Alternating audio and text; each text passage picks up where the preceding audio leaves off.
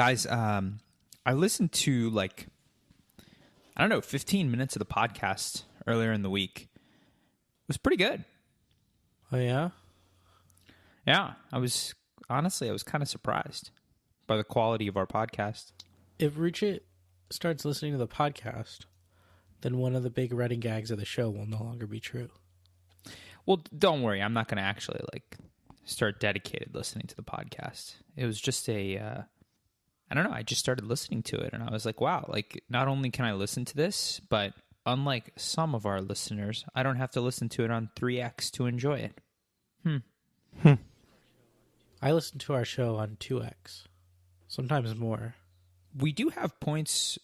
One of the things that I realized is that our show is very similar to a British period piece in that you really need to listen to 10 or 15 episodes before you really appreciate what we're doing here, Yeah. Another way that our show is like a British period piece is that we are just romantically nostalgic about feudalism and aristocracy. Are we really? Yeah, you could say that our whole show has been one big puff piece for the British monarchy. It's propaganda about aristocrats as job creators for all of the house servants. Is this a reference to the David Brooks columns that we have communicated? And I mean, David Brooks is nothing if not one big reference to the British monarchy. You know what I mean? Huh. Well, guys, how's everything going? What are you guys up to? I'm dying. Yeah, what's going on? I got good news and bad news. Whoa. What's the good news? What's the bad news? Well, the good news is I'm dying, and the bad news is it's slowly. That's kind of reverse of what I would have expected there, AJ. Yeah, well, you're sounding very Jeb Bush right now. I just want to let you know that. I have a viral infection. Oh, shit. How did that happen? Just say I was listening indiscriminately to all sorts of podcasts. Bad things happen to you, I guess. I don't know. This is very, very strange to me.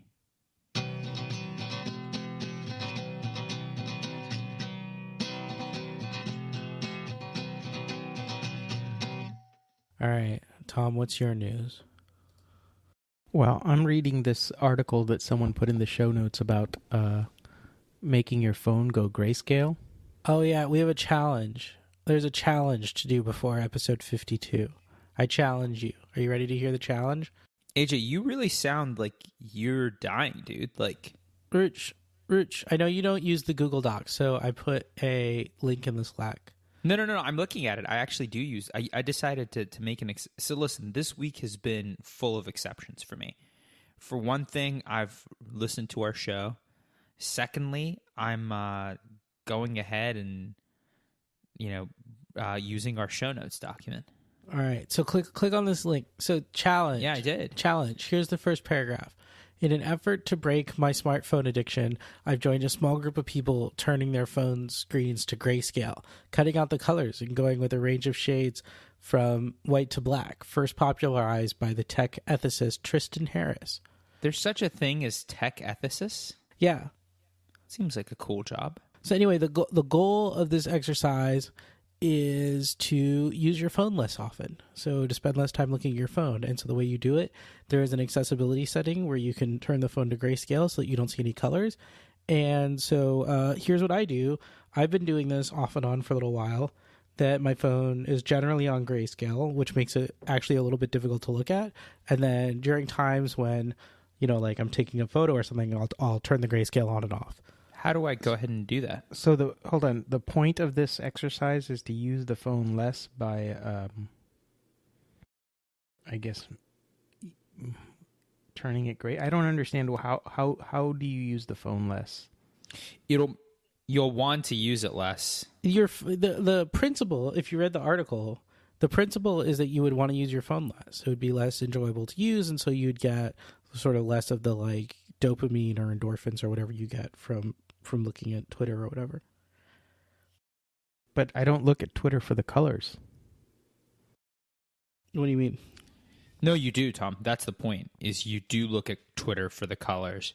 And the article is talking about how the use of color basically stimulates you. So while you may not look at Twitter, I guess, specifically for the color, you do like the colors. And so the reason you're coming to your phone so often is because of the vibrant colors. It feeds that like, crystal meth-like addiction that you have with your phone. If you say so. I do say so. All right. I've turned my phone to grayscale. They buried the setting. How the hell do I do this? You follow the directions in the article. Okay, actually, for the benefit of our readers, here's what I did. So open your phone, open the settings app. Okay? Okay. You're in settings. Okay. Scroll I'm down here. to general. Okay, I'm in general. Accessibility. Oh, interesting. Okay. And then you want to go to display accommodations. And Gosh, this is then you like see really... color filters. Turn color filters to grayscale. So I have to turn color filters on first. And I actually, you don't have to do this, but I also turned on reduce the white point, and I reduced the white point by 25%, which makes the screen a little less contrasty and a little bit easier on the eyes. Then, subsequently... Oh, I just did it. Wow, this isn't fun. What's the point? Okay, go back to the I don't actually want to accessibility use the settings phone screen. right now. Go all the way to the bottom, go to accessibility shortcut, and then make sure there's a check mark next to color filters. And then when you triple click the home button, or I guess in Ruchit's case on his iPhone 10, if you triple click the sleep wake button, it will turn the grayscale filter on and off. Okay, so color filters on, and then what do I do? And then I have it on grayscale. Then you just live your life, Ruch. No. But how do I make it so that I could do that shortcut to turning grayscale on and off? How do I do that? You'll just have to listen to the podcast. Dude, that was terrible. Like, do you know? It's the last item in the accessibility menu. No, I mean, what I'm trying to say is that like this was a terrible. Like the phone looks terrible. Why would I want? Point. Oh my god, dude. So this is like saying the solution to the fast food addiction, and like what the fast food companies have done is to like mix your food in with poop. Like if you do that, you just won't want to eat the food. It's great. Total solution. The phone doesn't look that bad in grayscale. It looks good. Looks okay. I don't have any complaints. Really weird. It's like jarring, dude. Yeah. Anyway, I think this is great. I think it's the future. Anyway, here's a challenge. Everybody do it. Everybody use this off and on until we record our next episode, and then we can talk about it, and our our listeners can hear us reading about it. I would also encourage our listeners http://mobile.newyorktimes.com/2018/01/1/2/grayscale-phone.html. Don't forget the Yeah, Yeah. Another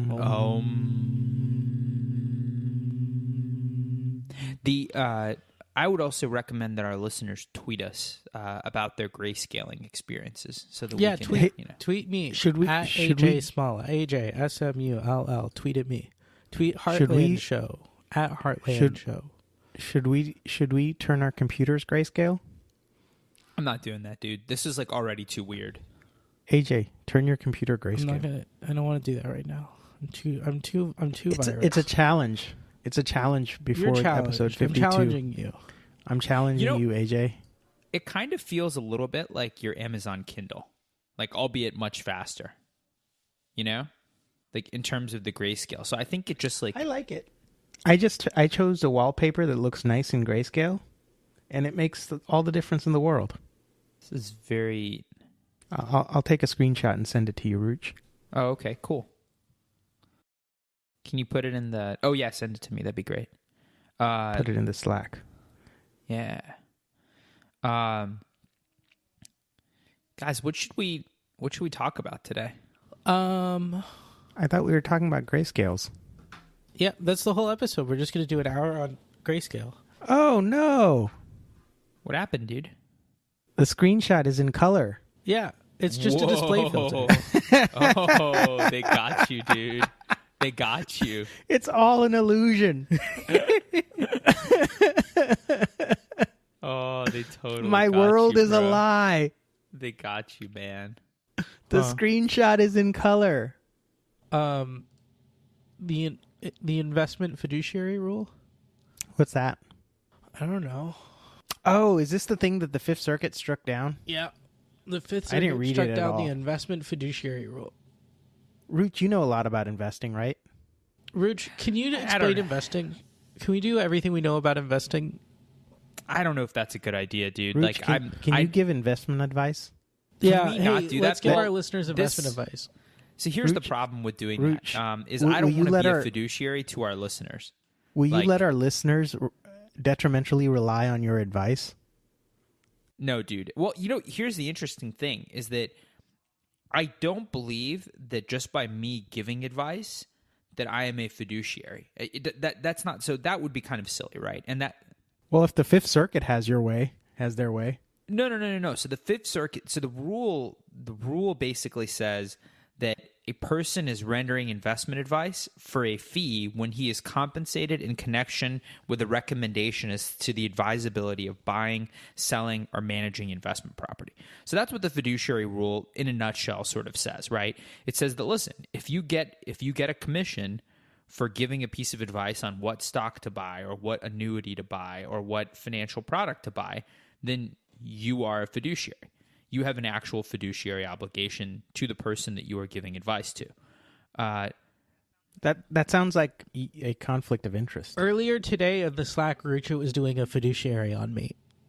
No, but I wasn't getting any commissions, AJ. So I wasn't getting paid. But Ruchit was convincing me to diversify my 401k into foreign equities. But here's the important thing: Ruchit is also invested in foreign equities, so he was puffing his own holding. He was. Yes, me and like the entire stock market invested Rich talked in his own foreign book in the Slack. He got me to put some of my 401k into the Vanguard Total Foreign Markets Index. which totally moved the market, by the way, AJ.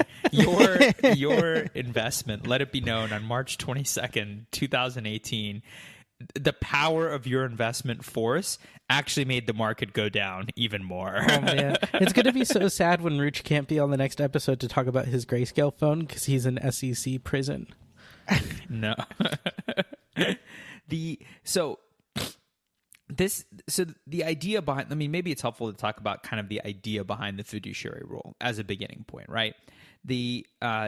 So the Department of Labor passed something called the Fiduciary Rule. And the idea was to say that, hey, if you are making money selling investment products to investors, you need to be a fiduciary, which means you need to act in their best interest, right? So I think most people would probably be a little shocked that the person giving them investment advice does not actually have to have their best interests at heart. At least pre-fiduciary rule, they did not have to. Well, so and one slight clarification, right? So the act in question has two titles. The first title applies to people that like are involved in like pension funds or like union retirement funds, right? Title 2 was about people who gave individual advice to like people who have 401ks or Roth IRAs or something, right? And what part of what's happened over time is that people have fewer and fewer people have pensions and are union members, and more people are individually controlling their investments through their 401k or their IRA or whatever, right? And so the part of what was going on here is that the Title I, pension retirement account advisors were heavily regulated under their own fiduciary rule, and the idea here was to extend similar protections to the Title II, like individual 401k investments. yeah, that's if you're advising someone to buy property that you get a kickback on, isn't that a conflict of interest? Well, indeed, you and the Department of Labor would think so, Tom. But the point is that it's not even that the conflict of interest issue isn't. But go ahead. just from a policy point, like, why do we even let people do that? I mean, that's like the central question. No. That's I don't think it's just that though, AJ. I think it's I thought the way you described this rule is that if you have this conflict of interest where you're telling a person, you're giving a person advice to buy a property that you get a kickback on, then you have to be a fiduciary to them, right? But like my point is, why is that situation even allowed? right? Like, why is it even allowed that you can you can give someone, you can be paid to give someone advice, right? And you also get a kickback when you advise them to buy a property, that you own or you have an interest in, right? Like if you're a lawyer and you do that, that's a conflict of interest. And without like some pretty strict rules on how you inform them of this conflict of interest and have them, waive this conflict of interest, you can't do that, right? Yeah. So I think that the court is, and there are a lot of times when lawyers, you can't even waive a conflict. There are certain unwaivable conflicts of interest too, right? Yeah, no, there are. And I think that's sort of what this rule was trying to remedy, right? Is it was saying, listen, we have a multi-trillion-dollar industry here that is regularly providing advice to clients without disclosing the fact that they're getting a commission, right? That's a big deal. And that's a big deal to you, so, Ruchit. That's not a big deal to Chief Judge Edith Jones. So I think this opinion is like kind of complete trash, right? So I mean, just think about there's just a complete lack of common sense here, right? The rule says that a person renders investment advice for a fee when he's compensated in connection with a recommendation as to the advisability of buying, selling, or managing investments effectively, okay? And Judge Jones in here with the Fifth Circuit is saying that is not, first of all, that's not the type that's not investment advice effectively. That just because it's being provided, in connection, that's not enough effectively. What she's saying is that's not enough to make you a fiduciary. And that's not enough to say that you owe a duty to the person that you are giving that advice to. That you don't owe a duty of disclosure, that you don't owe a duty of sort of either not taking a commission or doing something else. And remember, when the court reviews an agency's ruling, they do it under an arbitrary and capricious standard. Is that right, guys? Am I saying that correctly? And so she's saying that the agency, the Department of Labor, was arbitrary and capricious in finding that this that the fiduciary rule was something that was derivative of the authority that the agency has under a 1975 law that basically governed and created this entire framework. So it's just a really, really weird. I mean, this is a law that was created to assure the financial soundness of retirement benefit plans, and to govern the relationship between people that were saving for retirement and their advisors. So the idea that you couldn't take that sort of statutory directive and turn it into and create a rule coming from that as to sort of what people need to disclose and what people can and cannot do when it comes to rendering investment advice, that seems arbitrary and capricious. To you. I'm not a judge on the Fifth Circuit, so... Actually, I blew it. Edith Jones used to be chief judge, but she's not anymore because it rotates or whatever. Yeah, there's a system.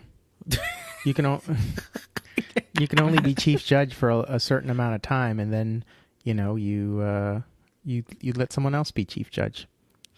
Judge Stewart is chief judge now.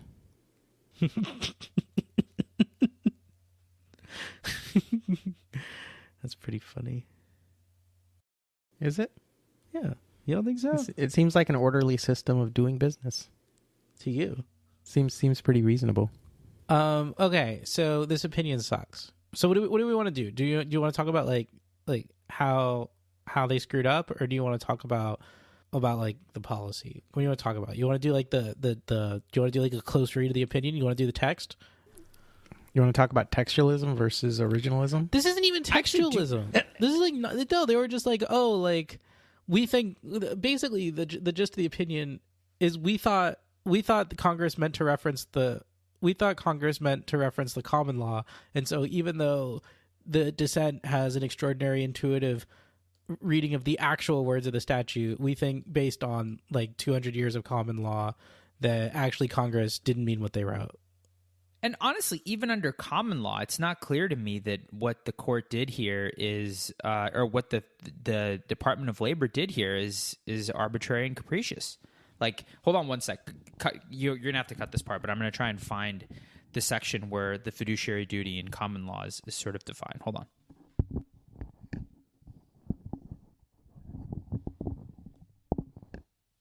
In finding it, why do you have to like move your mic all over the place?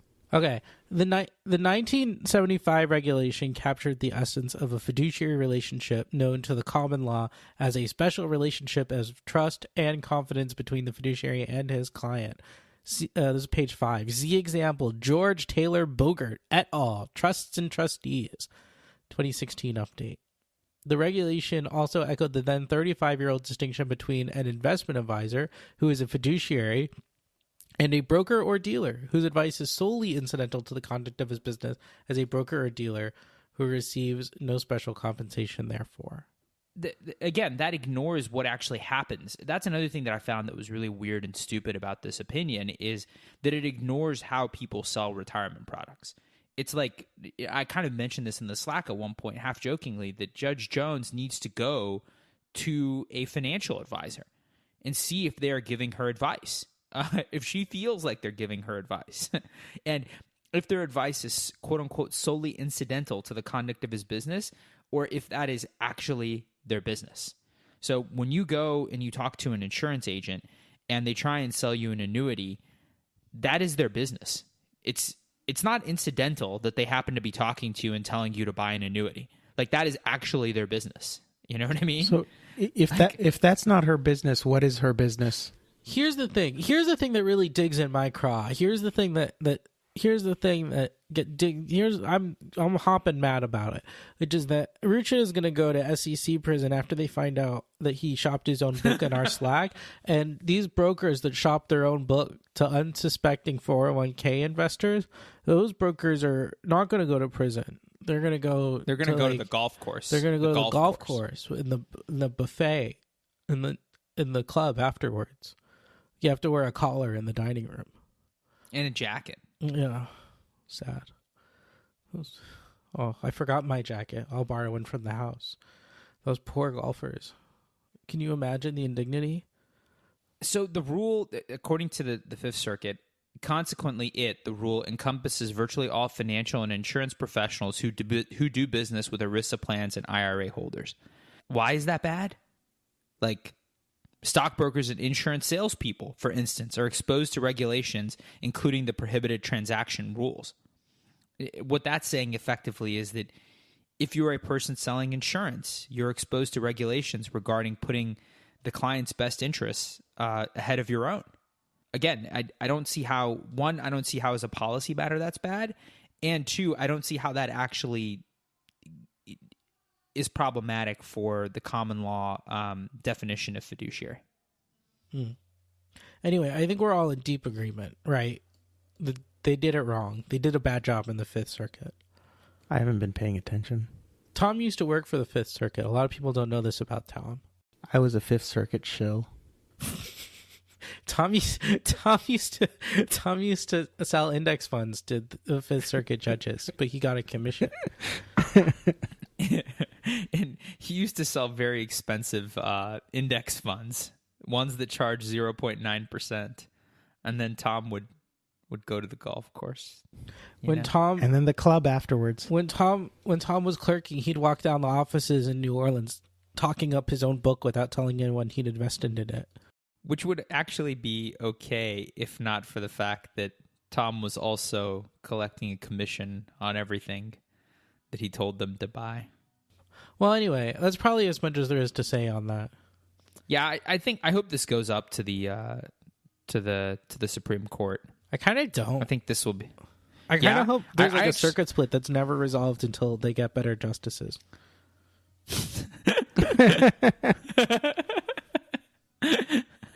AJ, can you put a plea out there for better justices? And by that I mean, maybe a help we can wanted get some poster. a help wanted posting.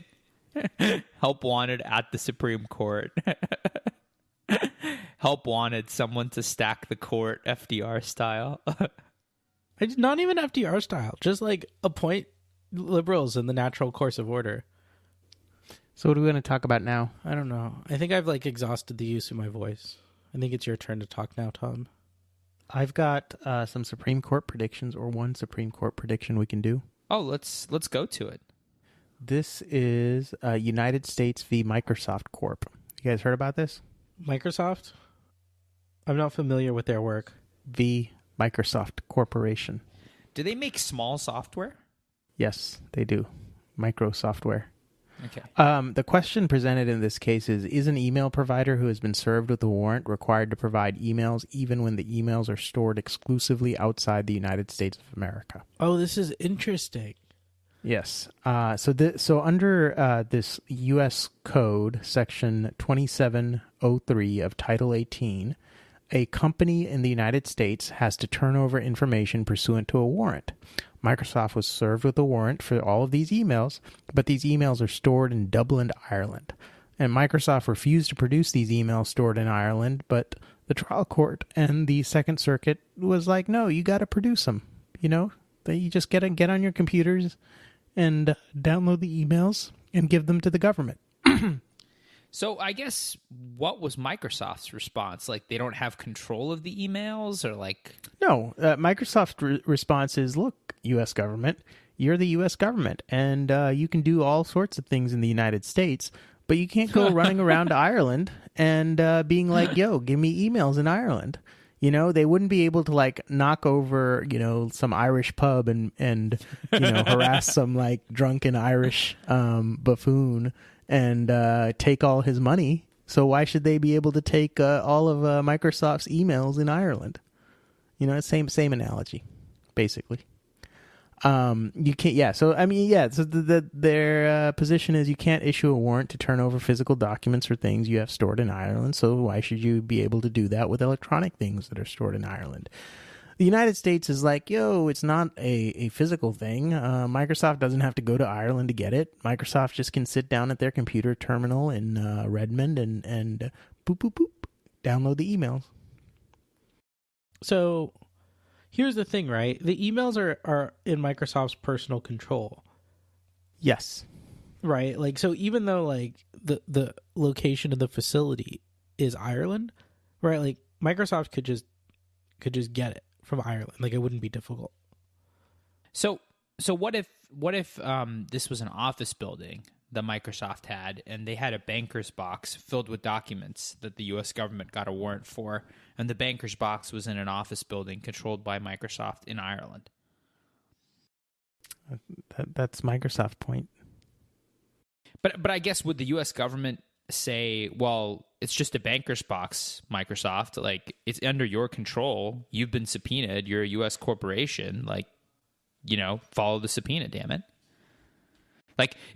In some instance, I guess what I would say is that if Microsoft is saying that, well, it's in a foreign jurisdiction, then their argument would equally apply whether it was a banker's box or an email, right? And the U.S. government's argument is, listen, it's under your control. So whether it's a banker's box or an email. And I'm sure the government would say something like, well, you can draw the line. This is what courts do all the time. They draw lines, and you can say, you know what, electronic things are easy to get. All you have to do is, boop, boop, boop, and then you can get them. But physical things are harder to get. You have to get in a plane. I don't think it sounds like that. I think it's more like one of a dialogue, I don't think it's just boop, boop, boop, Tom. No, it's boop, boop, boop. That's a very 80s way of describing it, Tom, whereas AJ is correct. This Microsoft's technology is definitely at least up to the 90s standards. It's at least beep, boop, boop. Boop, boop, beep, beep. Tom, we're going to have to agree to disagree. Okay. But that's the case. It's a pretty simple case, I guess, except it's not, and it's at the Supreme Court because it's not a simple case. And we have to make predictions on them. Oh, but okay. So we can make predictions now, but I also want. What are the? Hold on. What are the? So what are the? What are the arguments? Is this about extraterritorial jurisdiction? Yeah, that's entirely about, right? It's not a situation. privacy issue. It's not a Fourth Amendment issue. Yeah. Don't get me wrong. Microsoft is happy to turn over your private emails to the United States government on warrant. It's just Microsoft doesn't want to go all the way to Ireland to boop their emails. They don't have to go to Ireland. We just talked about how you can dial up using AOL.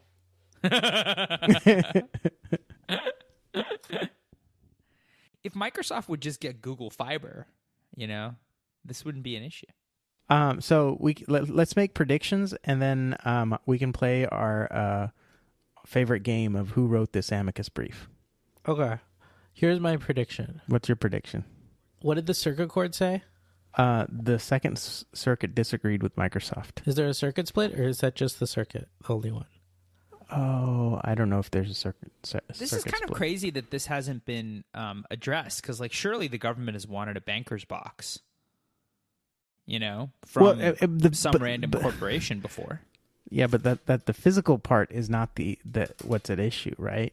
Well, I guess that's what I'm trying to say, is that if it was physical, would Microsoft be forced to turn it over? If they wouldn't, and then Microsoft says no, they wouldn't. No, that issue is decided. They wouldn't be forced to turn. Okay, sorry. Okay, yeah. That's news. So that's the entire issue in this case is because it's electronic, it's different, and therefore, court, you should draw a line and be like, make Microsoft go boop boop boop.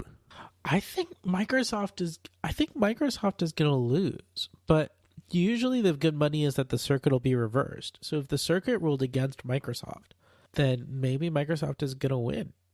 Here's one of the... I would think that perhaps...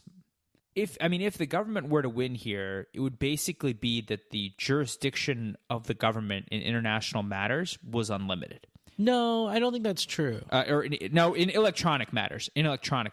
Anything that's electronic is unlimited jurisdiction. No. So here's the deal, right? Like Microsoft is principally located in the United States, right? And people exercising control over the computer facilities are in the United States, right? And so the government has personal jurisdiction over people with the capability of producing the documents, right? And so if you try to think it through on the policy level, right, the ruling for Microsoft would be crazy, because that would just mean that if you ever want to hide something from the government, you just store it in a server in Ireland, or even worse, Norway. And so the right, whereas if you rule against Microsoft, you're not saying that the government has like unlimited jurisdiction in every country, right? You're just saying that if there's someone inside the personal jurisdiction of the United States that has any sort of like control or the authority to compel disclosure of these documents, then they have to do it because they're in the United States personal jurisdiction. The more I think about it, the more I think it's like a 9-0 against Microsoft. Okay. Is that your prediction? But the reason why that's not my prediction though. The thing I've already started writing it down. Court took granted cert if they could have just let the circuit opinion stand, which makes me think they have some quibble with the circuit court's reasoning, but not with the outcome. What are you talking? So the Second Circuit disagreed with Microsoft. Oh. The United States is appealing. The United States is appealing. Oh, okay. That's easy. Okay. 9-0 against Microsoft. I'm ready. Okay. Ruchit? I'm going to go 7-2 against Microsoft. And the dissents are going to be 1 Cornelius Gorsuch, otherwise known as Neil Gorsuch. His name's Cornelius? No, I made that up. Oh. It sounded funny. It did, actually. Doesn't he seem like his parents would have named him like Cornelius or something? He carries himself in very high regard. His mom was head of the EPA, but she had to resign like pretty soon after she became the head. Only if Gorsuch did the same. If only he would follow in his mother's footsteps and join the EPA, and then resign. Yeah, sure. I'm down with all 3 of those things, or all 2 of those things. Okay, yeah. So 1 Cornelius Gorsuch, then the other dissenter will be 1 Sonia Sotomayor. Wow, Sotomayor and Gorsuch, huh? That's interesting. Yeah. I think the argument will be that effectively this would, just because it's electronic, does not mean it's an affront to other nations for our jurisdiction to basically be this international in nature. That's Microsoft's argument. Yeah, and that the courts would authorize this, right? I mean that the jurisdiction. I mean, because at the end of the day, like the courts can't go and enforce a decision in Ireland, but they know what can. I mean? They absolutely right. But there are U.S. persons inside the personal jurisdiction of the United States federal court that exercises control over the records, right? So they don't have to go to Norway to enforce the warrant or the compelled disclosure. Well, so remember that would be the same. That would be just as true if it was like a physical banker's box, right? They could just say, "Listen, you're either going to go over there and you're going to get this banker's box, or you're going to have it shipped." You control the bank account. No, but the conduct being compelled would be conducted entirely in the United States by U.S. persons in the personal jurisdiction of the court, because they have dial-up with AOL. So what America if, what Online, if you've got mail. So let's play a hypothetical for a moment. What if the way that Microsoft did their technology here is that in order for them to access this record, someone in Ireland who is employed by Microsoft, let's even call them Microsoft in the United States, has to push a button accepting the request from Microsoft US. Then what? That would be a really weird fact pattern. I'd be very surprised why they would do that, unless it were for the purpose of evading like U.S. law enforcement. Well, I mean, they could just say, listen, like, we want to make sure that it's not a hacker. And so what we do is whenever there's like a request like this, we just do a two-party authentication. We've got our guy in Ireland and he has to accept the request. Because otherwise, we'll just have some rando, like we'll have some Edward Snowden type sitting in Hawaii that's just accessing our records in Ireland, and we don't want that. Sounds weird. Yeah. Seems like a lot of effort to get emails in Ireland. Yeah, I think that should be illegal. I think 6'3" United States. Ooh, who are your dissenters? I don't know. I just felt like good numbers. I don't really think about these things all that much. I just go with my gut. I really just want to get to our amicus brief game because it's a lot of fun. It's where I name an amicus brief and you guys guess who they are in support of. Okay? Which side?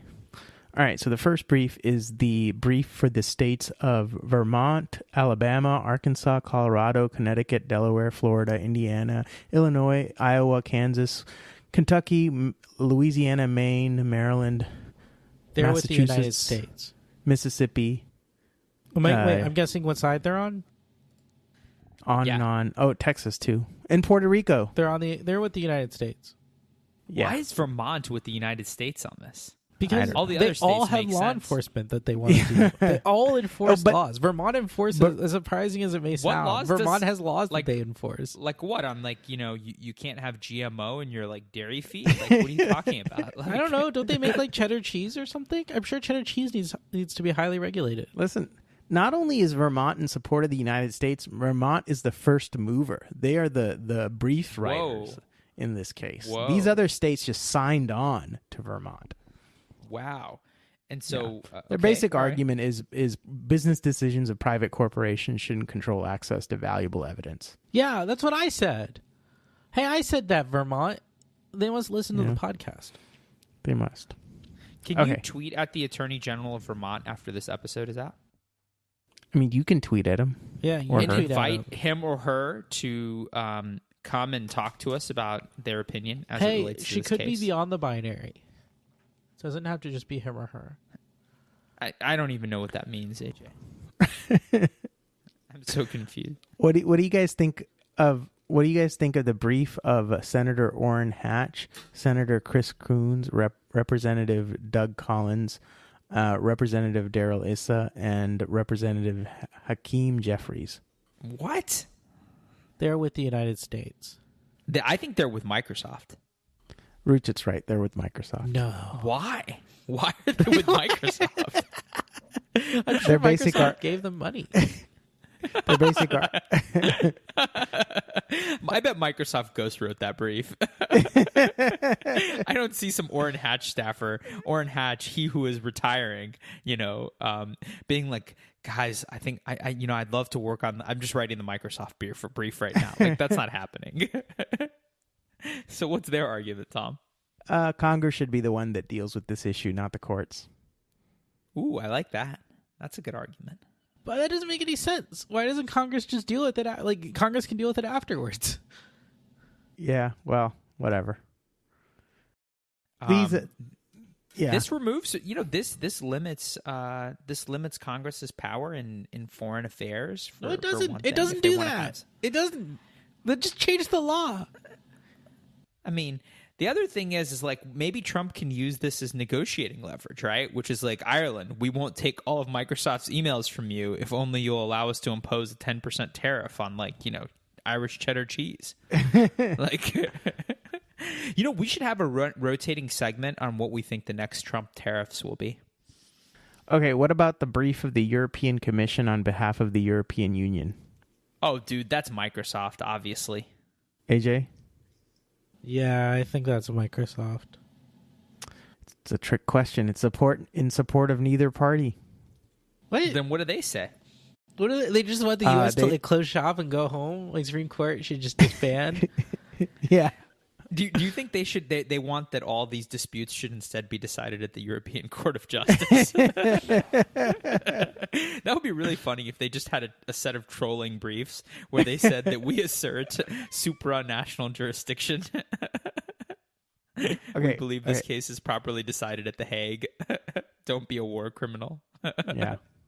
Well, their basic argument is, look, regardless of whoever wins, we don't really care, but you got to take into consideration our laws if you're pulling European data. What about the brief of Ireland? Ireland is that for has Microsoft. to be in favor. Yeah, that has to be in favor of Microsoft. Yeah. It's in support of neither party. What? So like they don't care about their jurisdiction being violated? Like, what the hell? I want to be like in the meeting where like the Irish Justice Ministry is like trying to figure out what to say.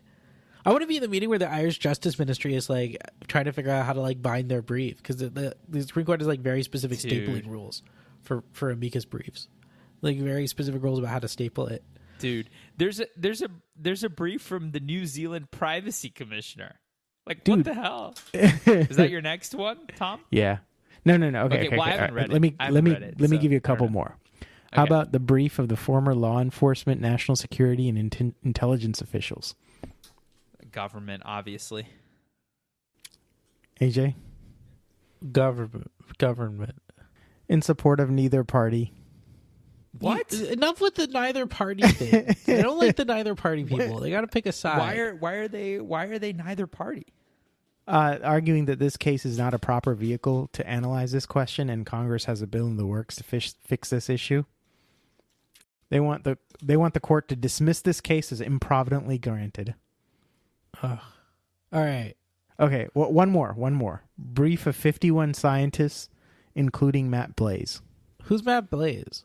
He's on the board of the Tor project. He's a crypto guy. No, we don't do crypto on the show, Tom.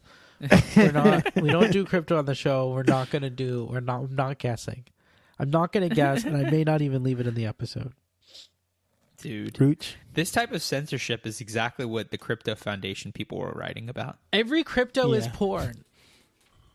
Well, you need porn cryptology in order to prevent this kind of censorship from happening. Tom, stop reading from that. The crypto blockchain has porn in it. The Bitcoin. No, I read this today. Blockchain has porn now.com. But no, how do you know that's in the Dentacoin blockchain? Miami.cbslocal.com/2018/3/21/ oh no, there's an autoplay video. Don't click. Don't go to this website.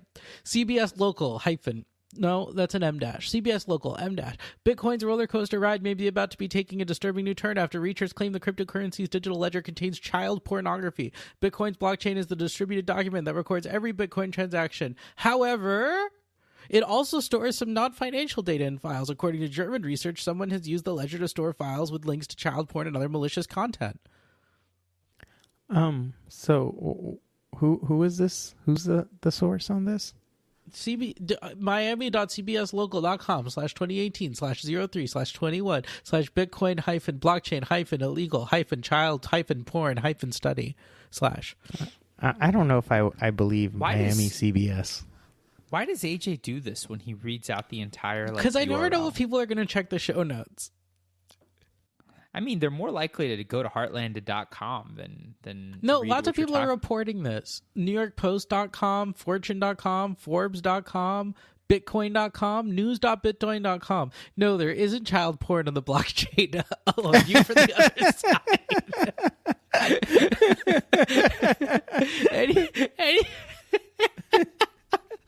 Anyone swiping through their tech news on their tablet this week may have been startled by an unsavoring story. Child pornography, open parens, defined term, CP, close parens, is permanently encoded in the Bitcoin blockchain, according to mainstream media reports, making anyone who downloads the blockchain guilty of accessing CP. Not only is this old news, but it's fake news.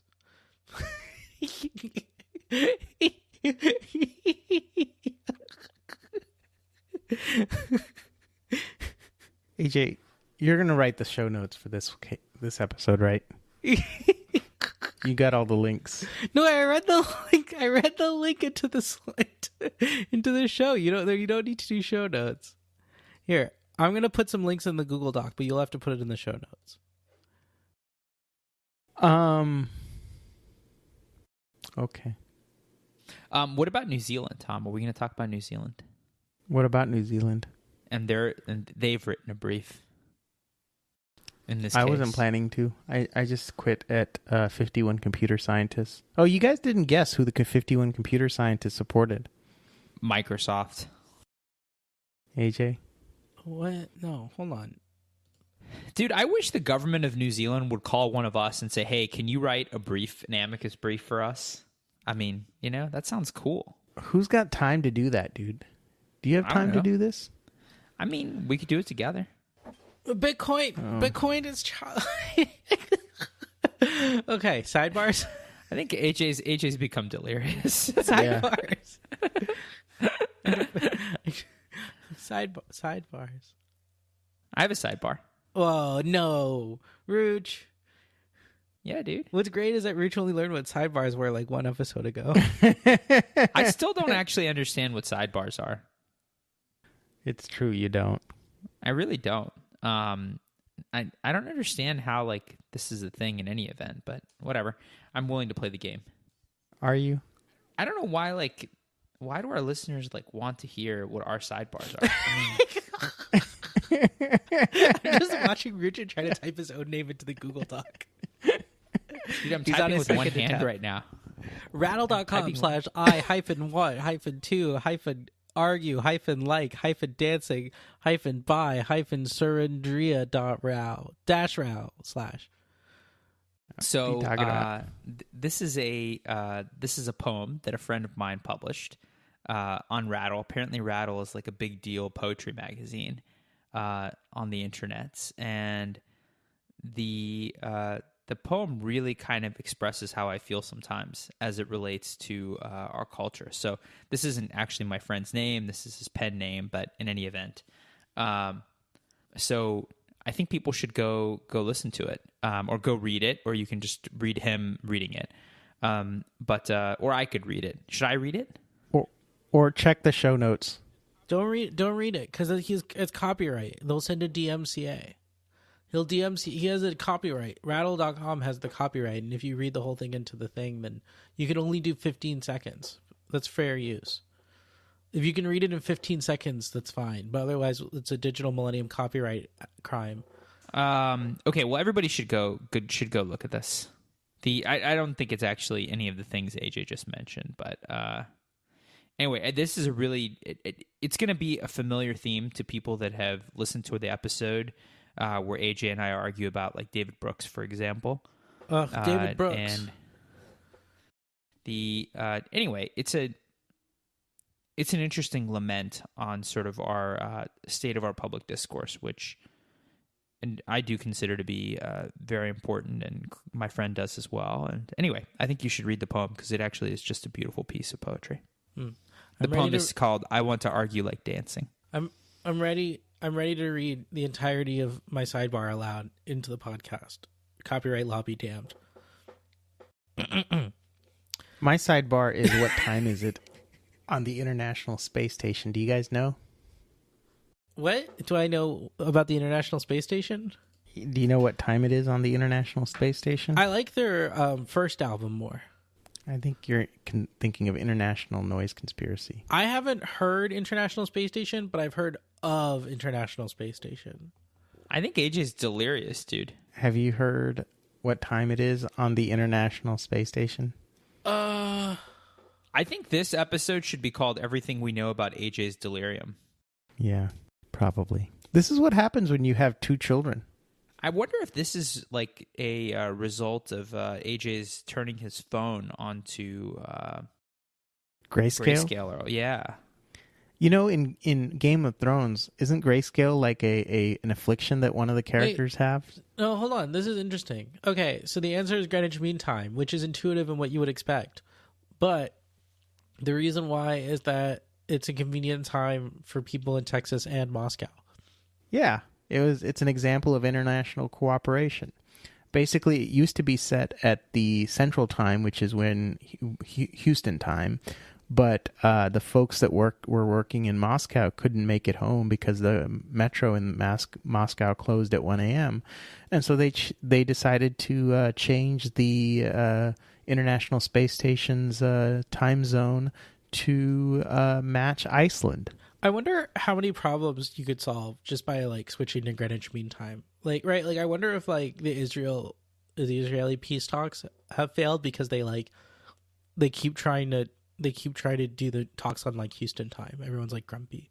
You know, AJ, you're coming at something really important here because this is actually Jared's solution.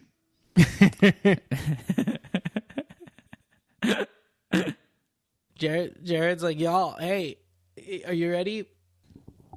The next time we do the Camp David Accords, we'll have the meetings over lunch.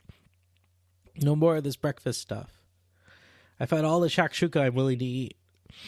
That's a little Israeli food joke for you. Shakshuka is a food they have. AJ just created an international incident, much like the time when we discussed BDS, because you got your sadists and you got your masochists. Is it Israeli or is it Moroccan or is it Palestinian? Is it Arab? What is it? What is shakshuka? I mean, we may as well start having a debate on who invented hummus. That's a guaranteed way to make sure there isn't peace, by the way. Shakshuka is a dish with stewed tomatoes and poached eggs in it. That's true. Stewed tomatoes with eggs. Yeah, but is it of Israeli origin? I don't care. Arab They eat origin? it there. They eat it in Israel. Like, who cares where it's from? They eat it. This is why I'm glad AJ is not on the peace process and Jared is. Oh, God, it tastes so good. You're really missing out. All right, I'm going to do my sidebar. I'm ready to read my sidebar. What's your sidebar? Europe's integrated electricity network is getting back on track after a bizarre and unprecedented episode that caused clocks across the region to run at a delay of around 6 minutes. Continental Europe boasts the world's largest synchronous electricity grid. Energy flows freely across the borders of 25 countries at a fixed frequency of 50 hertz. Maintaining the grid's frequency is important. If it were to drop below 47.6 hertz or go above 52.5 hertz, the whole grid would automatically shut down. Do you think they have a lot of solar power in Europe? Oh, they have a ton, dude. They have some of the best, or they had some of the best solar subsidies in the world. It was crazy.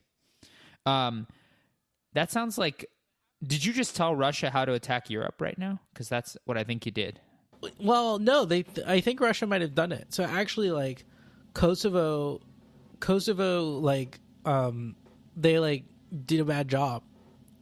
Kosovo's like share of the electricity grid, like, was under frequency, and so clocks all over Europe slowed down. But like, why didn't they just go with the time that it said on their cell phones in Grayscale? No, Ruchit, I don't think you understand. That's true. The clocks, they slowed down.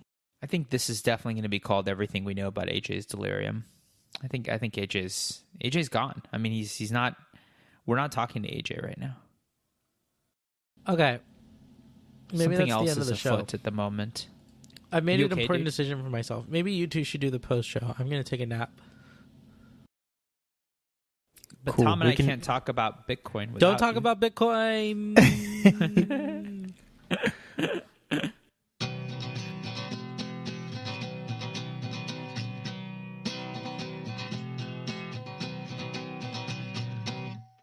I think it might be one of those episodes where it needs to be listened to at like 4x or whatever. Why? I don't know. I think we were pretty slow. I mean, AJ's low energy Jeb Bush over there, so.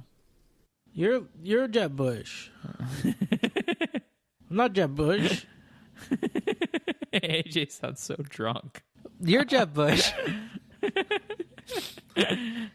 I think I'm not going to listen to the show anymore, guys. Like that. I think my listening to the show messed up the mojo here. No, like you're Jeb Bush. All fair points, dude. All fair points. You wish you were Jeb Bush. He's so dreamy. AJ. All right, here I vote. We call it. I vote the episode's over. I'm gonna stop recording. Why? I'm not. I refuse. Never stop.